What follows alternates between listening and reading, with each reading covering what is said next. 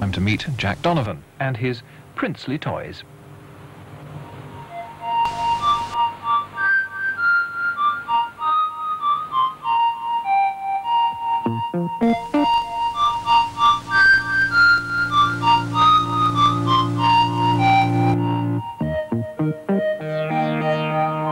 The limelight seeks out in turn each feat of balance. But there is no audience to gasp, because there is no fear of failure. The acrobat is no acrobat. He is an automaton.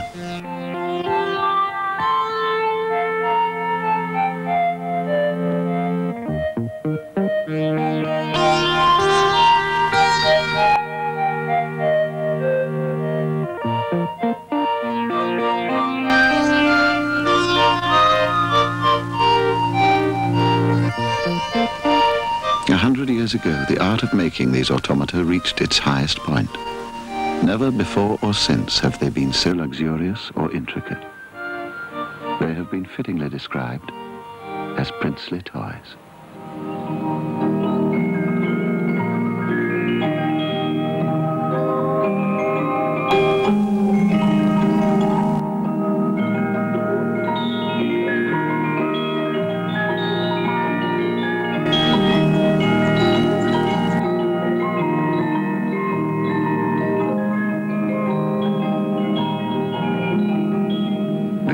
Are not hearts, but clockwork springs. Their lungs not lungs, but leather bellows.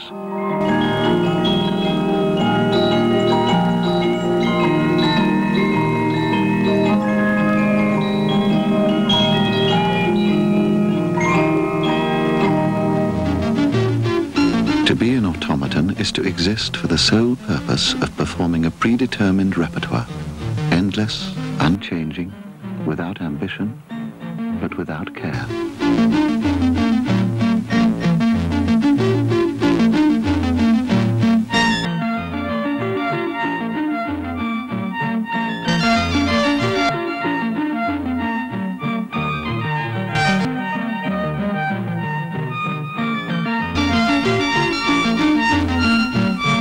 Most of these automata were made in France in the middle years of the last century. They were a miracle of home entertainment. Three-dimensional movement before even two-dimensional film had been invented.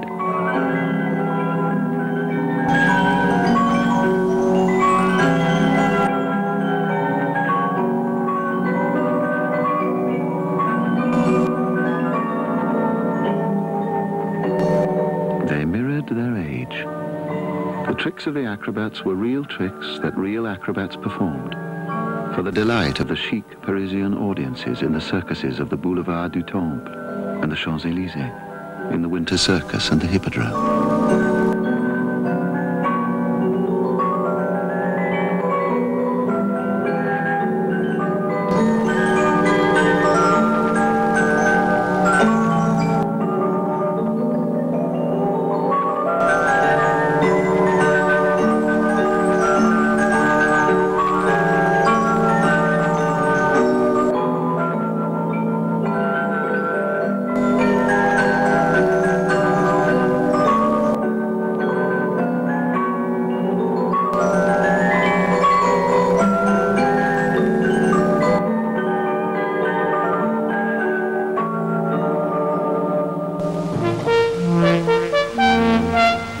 The faces imaginary, but portraits of real performers.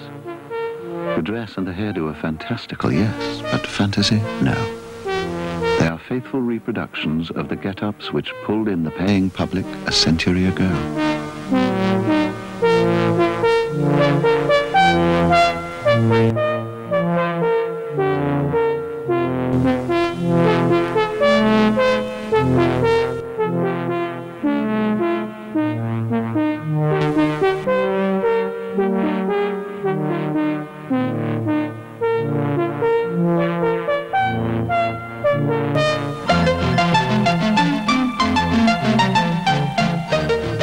This fine gentleman is the reincarnation of one of the famous Christie minstrels, whose heyday was between 1850 and 1870. They sang the old plantation and spiritual songs. You don't have to be a child to imagine him singing them still. And you're helped because your first view is of his public face. But start with the workings of an automaton, and the guessing game of what each movement represents is as impossible as trying to identify a man from a journey round his bowels.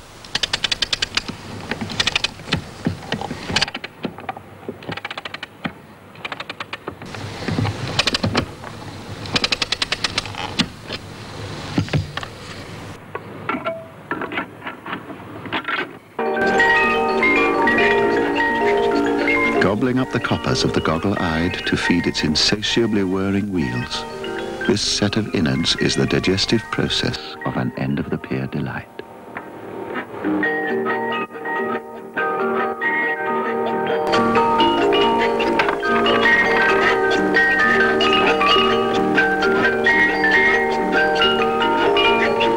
Almost every automaton has its own jingle-jangle, and the one constant is the source of the music, from the cylinders whose programmed pins take turn to strike the tips of the teeth, each a miniature tuning fork. Different lengths of tooth give different notes.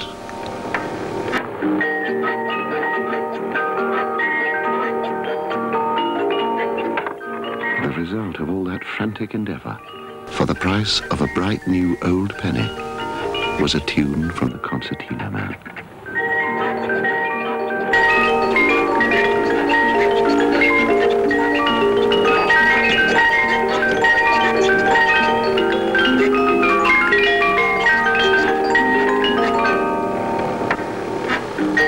Comparison with his sophisticated city cousins, he's something of a bumpkin, for all his tunefulness.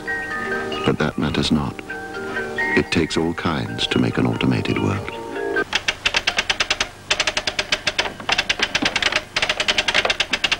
He still takes a properly honored place among the population of one man's kingdom, the inspiration of that man's daily daydreams. Because although some of these automata are worth thousands of pounds each, their real value is the pleasure they give their owner, Jack Donovan. As a young man, he traveled the world. Now his world is here.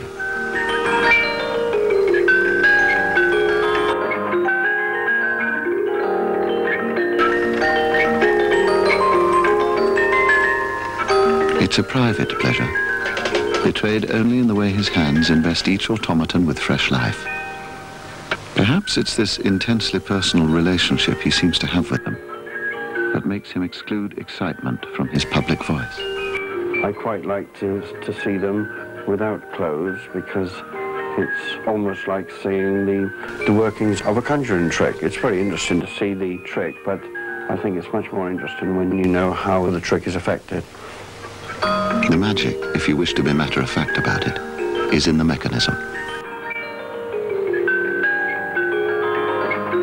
So, with the mechanism given such precedence, the cog ceases to be a mere cog. It is much more. Every notch and every bend is the prime mover of some different action. But what action? In which performer? The cog or the lever alone won't tell you. You could guess at anything from a jester to a queen, and you might be right.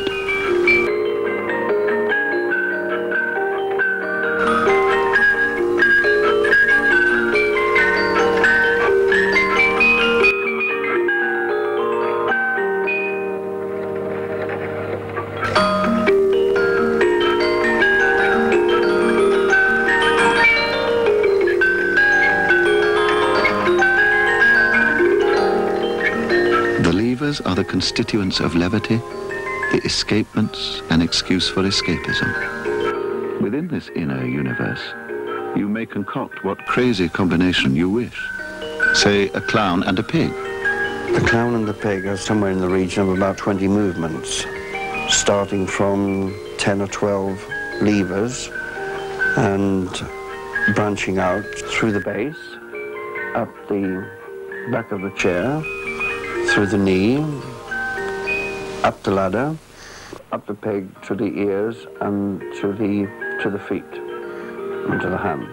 Inside the peg would be a framework of metal with levers riveted to the metal, connected by rods to the legs, arm and ears. You could call him poker-faced. The makeup of aces from a pack of cards is authentic. 19th century clowns used the grease paint thus to mask their realities.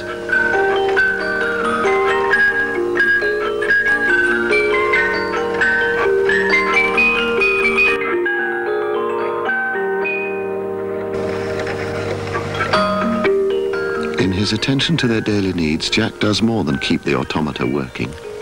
He preserves public memories. The ace of clowns immortalizes a mortal long dead. Happily, the real does not forbid existence to the unreal. These individuals were fragments of the imagination. Yet automata always reflected the age into which they were born. When these blackamoors were made, tens of thousands of slaves a year were still being freighted across the Atlantic. But because these particular characters were imaginary, there is still a mystery. Are they servants or are they slaves? Are they performers or trinket sellers? No one is sure.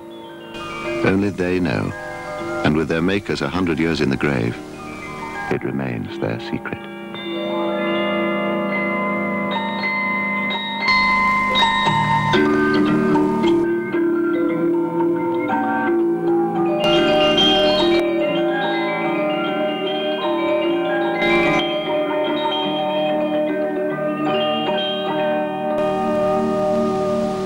In many cases, there is also a mystery about their wanderings, about which foreign shores they may have seen between their creation and the day they came into Jack's possession. One I found literally in pieces in a junk shop, the male, but the female came from a house where she'd been looked after. The dress of the female blackamoor is mostly original, whereas the male figure was a poor little naked boy when I received him. Since then, he's been clothed in the manner of the original. The blackamoors were lucky that Jack was able to compare them with cousins who had remained extant. Where the line has become extinct through neglect and ignorance, it means hours of guesswork for Jack and needlework for his wife Kay. There are doll collectors who dress their own dolls. Dressing an automaton doll, it's not an easy task because if the dress is too tight, of course the arms doesn't move or it restricts the movements, and if the dress is too loose, then it's in the way of the movement. So it's a case of trial and error.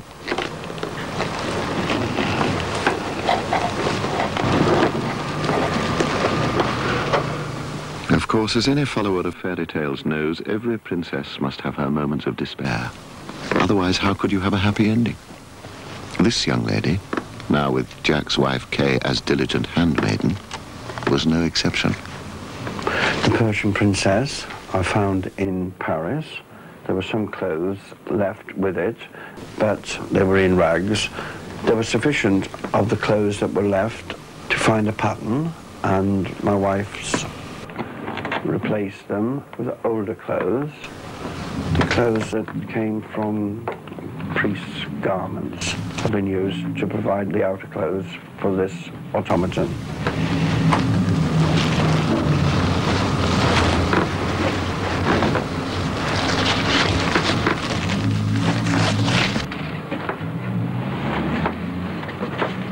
So our princess is restored to full regality, an ending happy enough but for the heat of all those clothes.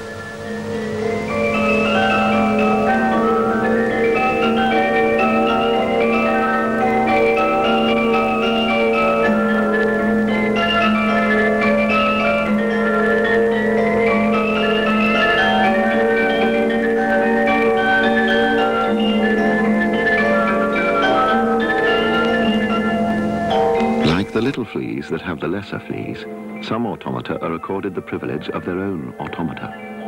A further step, if that's the path you're taking, towards an imagined reality.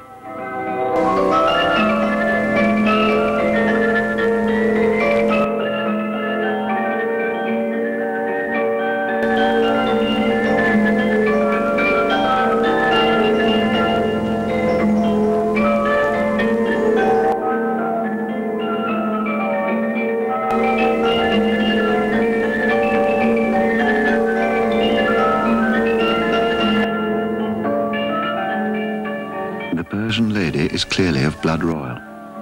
But in Jack Donovan's world, where clockwork rules, Paris-fashioned elegance has to share the shelf with English crudity.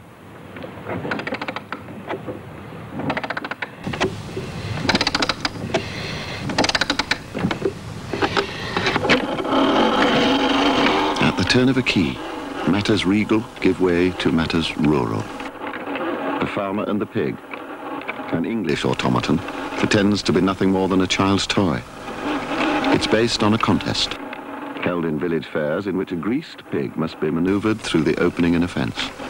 It's a hard job, and during the 100 years that the farmer has been trying to achieve it, the pig's feet have worn a groove in the courtyard.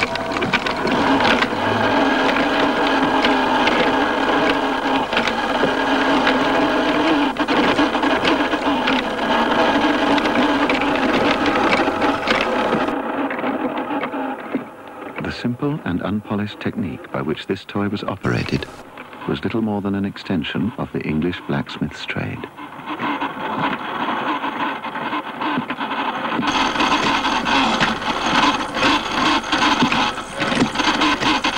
But across the channel, jewelers and watchmakers were bringing to automata an exquisite precision that was never to be bettered.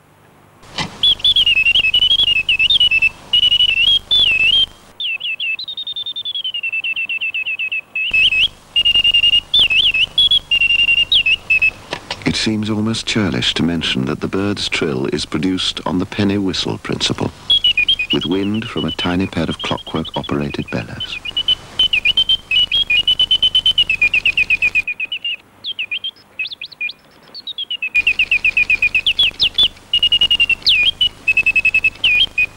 Sometimes the birds were given companions, a reminiscence perhaps of the Bois de Boulogne. Today, it's unusual to find a piece like this in any sort of ornithological order. And in any case, the mystique in a collection of automata like Jack Donovan's would be lost if everything were just as you'd expect it to be. Jack claims that he's seen bits of pheasant's tail equipped with thrush's wings, a blackbird's head, and the beak of a budgerigar.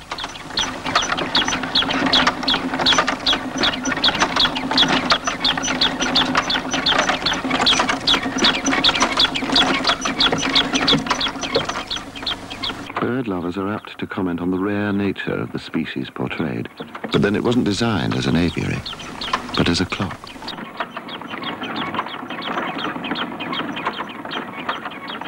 It is known somewhat unflatteringly as a twittering clock, but the notion of surrounding one piece of clockwork with the camouflage of others was a challenge to the ingenuity of the designers. The foraging poultry are protected against the unseen reynard by a shotgun. Though precisely what the pecking hens have to do with the wedding is a mystery. Maybe it was a contemporary joke about the henpecked. Maybe it was a shotgun wedding.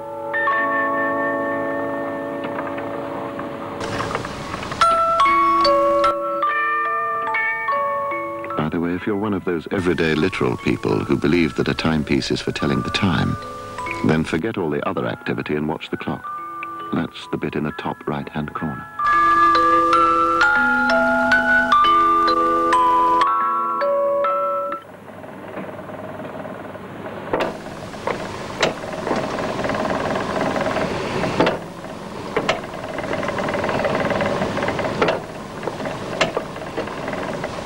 You can also use this one for telling the time. But now a third ingredient has been added, the well-known magic ingredient. It's almost a relief to the hurdy-gurdy battered eardrums that in this case, the only beat is the rhythm of the trick, which is one of the oldest in the world.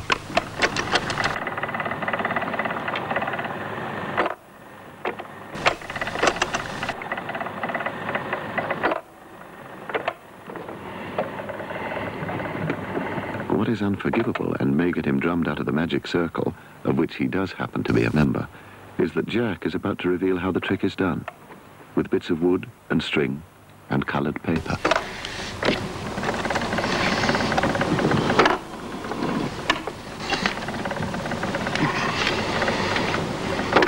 The conjurer uses cups and balls, but it was also once done with walnut shells and peas. In the 15th century, the Dutch painter Hieronymus Bosch depicted just such a conjurer, with an audience as gullible then as now. But even the gullible, you may think, will no longer be fooled now that Jack has given the game away. Ah, well, explanations are for the disenchanted. If you so wish, go on believing it's really done by magic.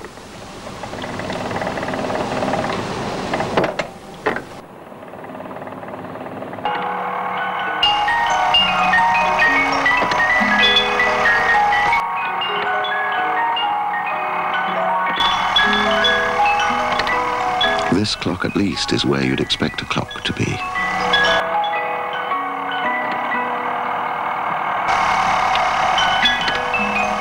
Again, a picture of the times. 100 years ago, the carpenters and stonemasons came from North Africa to build the churches of France. And it was at about the same time, around 1870, that the clockmakers and the doll makers and the model makers joined forces to produce automata of such complexity. It takes a proper dedication to the greater glory of God to stay with a church that's 100 years in the building and still not complete.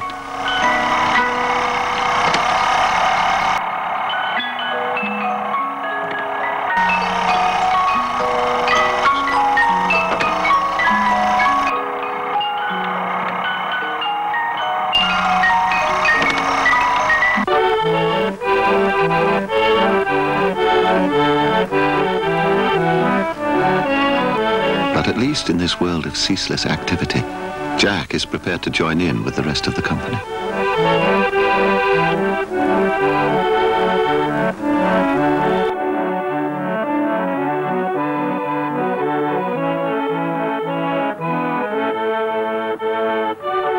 The problem with the monkeys stems from the fact that they have moving faces. Only real skin will repair the ravages of time and junk shop shelves.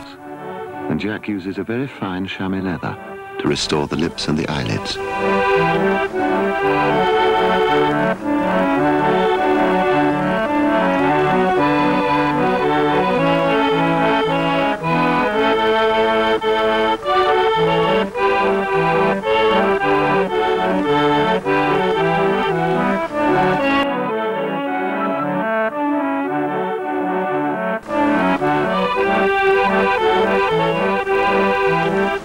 The monkey too can do a trick. Well, everyone's heard of monkey tricks. The truth is, that is not such a bad joke. The musicians in the great ballrooms of Versailles and Fontainebleau were made to wear monkey masks to distinguish them from the distinguished guests.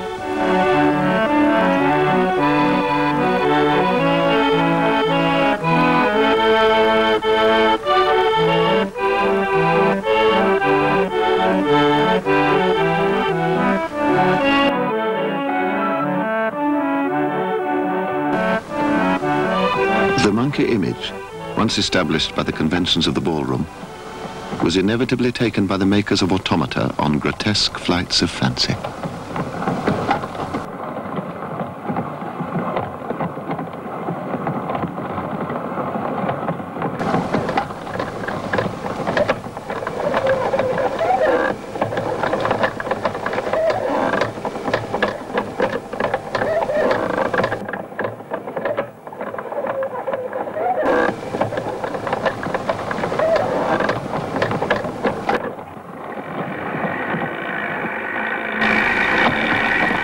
If the rabbits look serious, it's small wonder.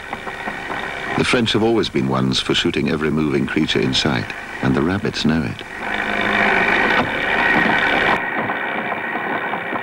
Since it was the French themselves who decided the huntsman should be a monkey, no further comment is needed.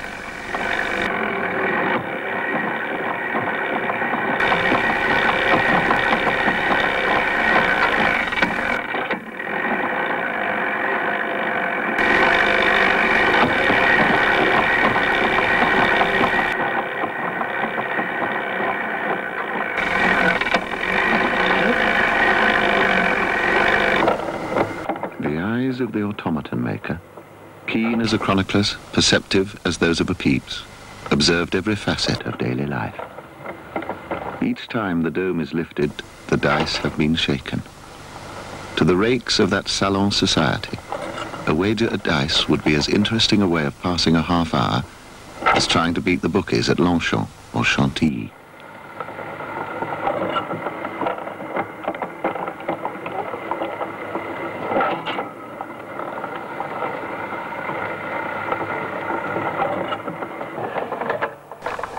And then, of course, there was Montmartre.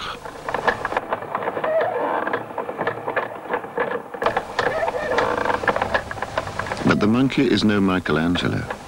Could that be why, unlike the clowns, the true face of the true artist is not revealed?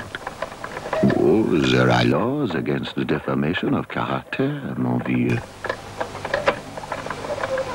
Like some weird surrealist creation, the automaton is a model of a model making a model.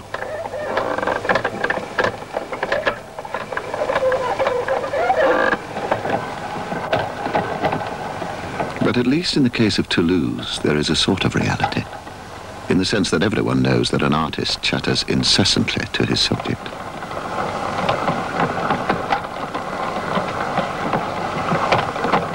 Just as the artists of the time, Lautrec, Degas, and their companions, were finding their inspiration among the bars and the brothels and the circus arenas, so it was not surprising that the automaton makers too should turn to tumblers and jugglers for their dreams.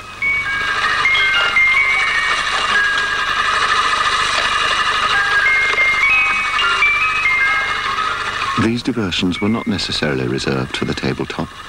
They also decorated the walls. Animated pictures, a century before television. And we still don't have it in 3D.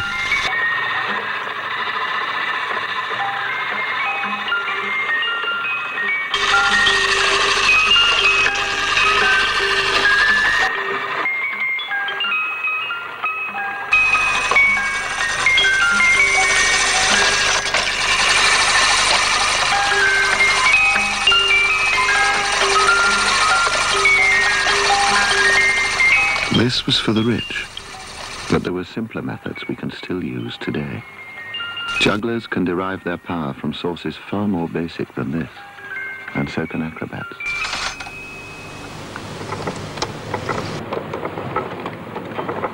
The techniques for making such simple automata as this have been found in early Egyptian tombs.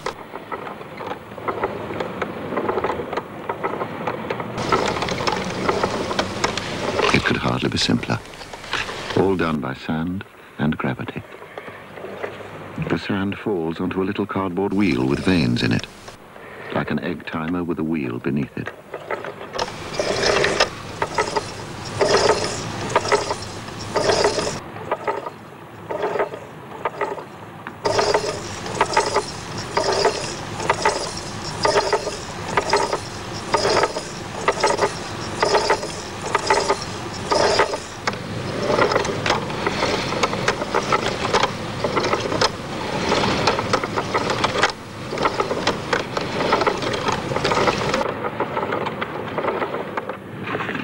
Turn the picture upside down, and you can start again.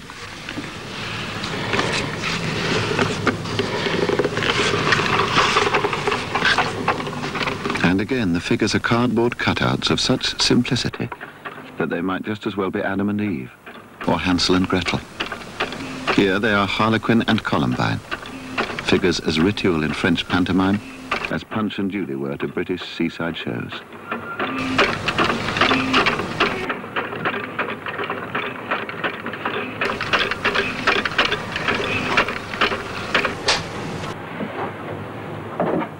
In yet another room of Aladdin Donovan's cave, the most brutal reality returns.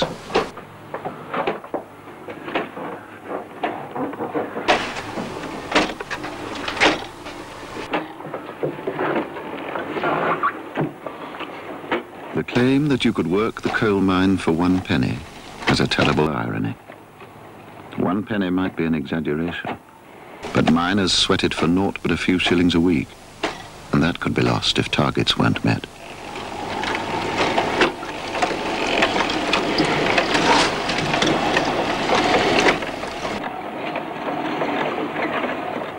Wall's End 1834.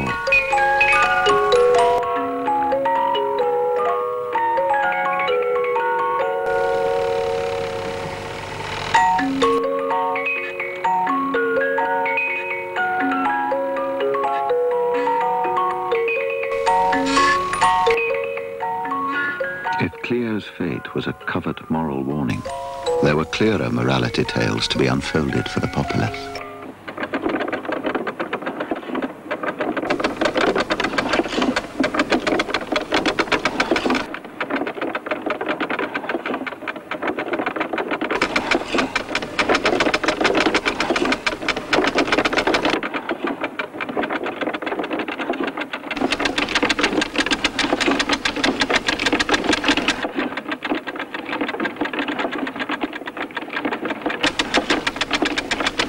Bluebeard, busily hacking his wives akimbo, finds that lack of virtue reaps its own reward behind prison bars.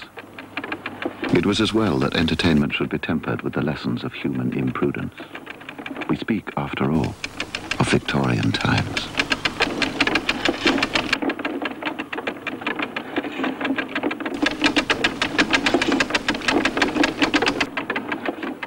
The search for reality did not, however, preclude romance.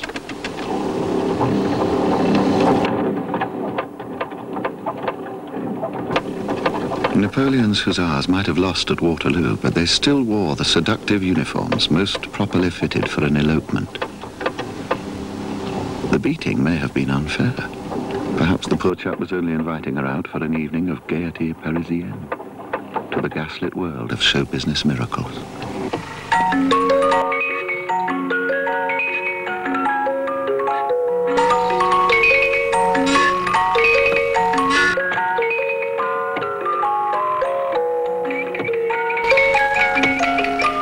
A magician's trick that derives from the most famous of all wonders of the music hall, Pepper's Ghost, the walking, talking, transparent terror of the Royal Circle, and all done with mirrors. Well, here it isn't, because it's done by a mechanism. But you can always pretend it's done with mirrors, or indeed go all the way and know that it's done by magic.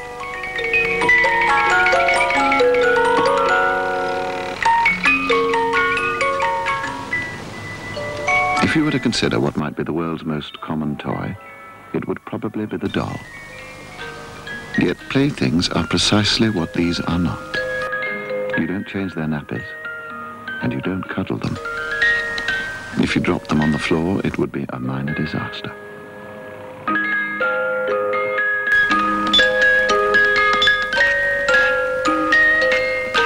The dolls were assembled by well-known French firms specializing in the art. Names like Vichy, Descamps, and Lambert. But the beauty of the faces owes its porcelain charm to the model makers, Steiner, Bru, and Jumeau, many of whose doll faces were portraits from real life.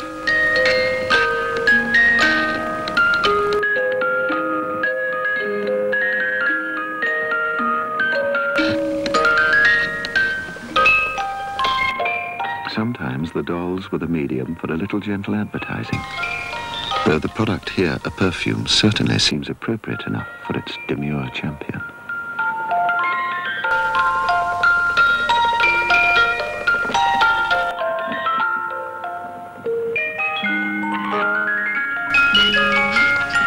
Each doll had her own personal tune to which to do her thing, though the actions were never relevant to the music.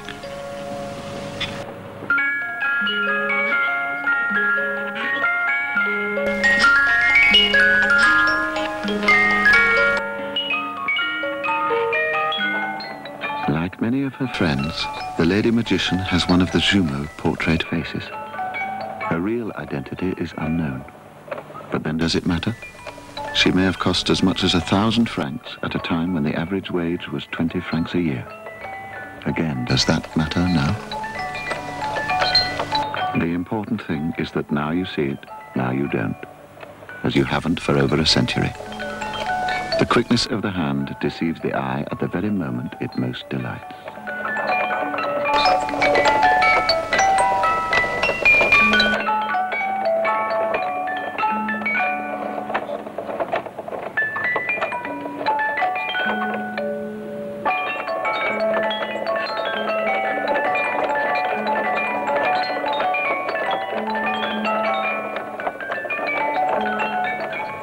designed as conversation pieces, standing as silent decoration in the drawing room or salon until the moment the chit-chat subsided.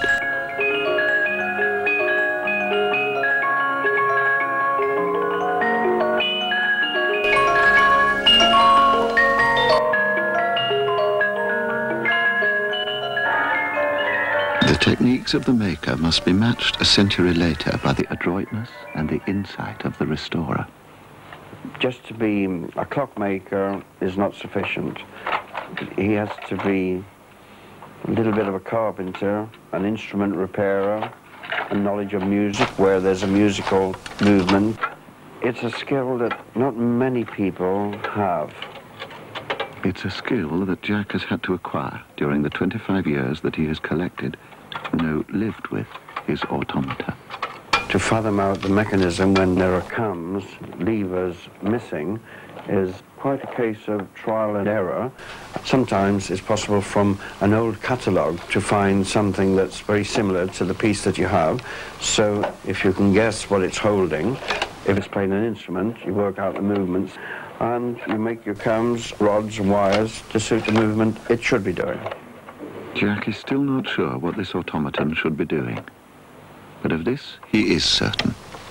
It is the prize of his collection, the Koh-i-Noor in the crown of his private world.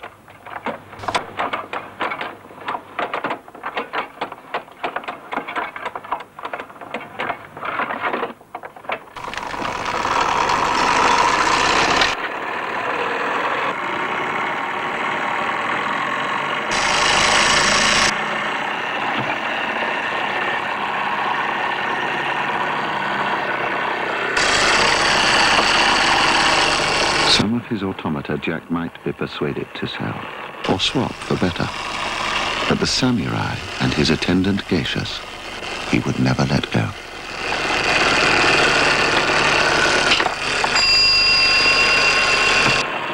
The spent arrows fall to the ground. At random? Maybe. Or then again, maybe it's where the samurai aims them.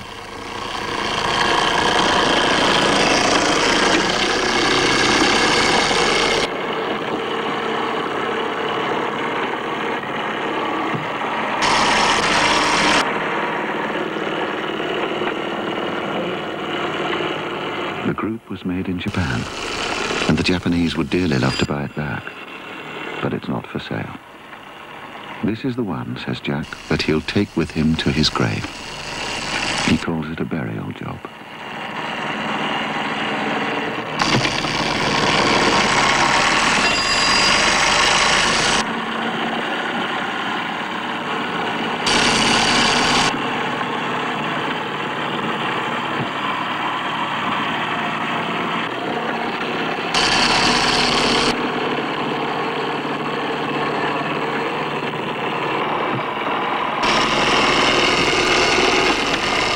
However miraculous the workings of the samurai, he still needs Jack. Who else will retrieve his arrows and replace them in his quiver? Without Jack, he is soon disarmed. Jack has to be all things to all automata. He is Geppetto to their Pinocchio, Svengale to their Trilby, Higgins to their Doolittle.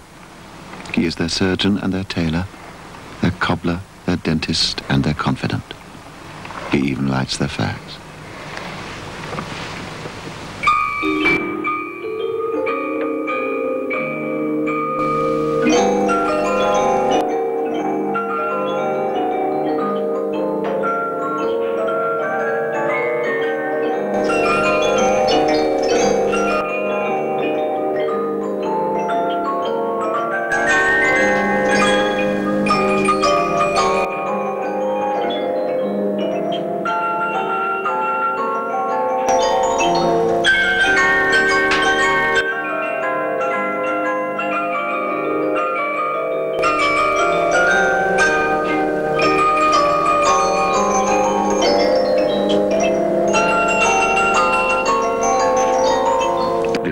To respond with unquestioning obedience in the face of what must for them be great frustration.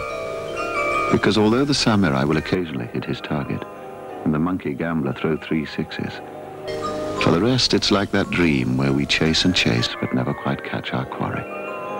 The masons never quite finish their church.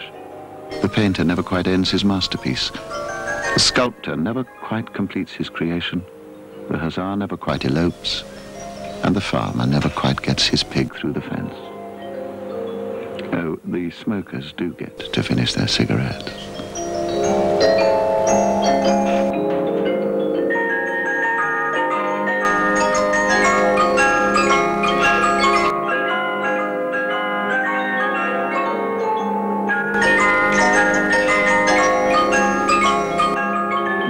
Those of you in whom we may have left some delicious iota of doubt as to what is real and what is not, will understand that there is only one possible way in which we could end this picture of the world of Jack Donovan. Ladies and gentlemen, the Queen.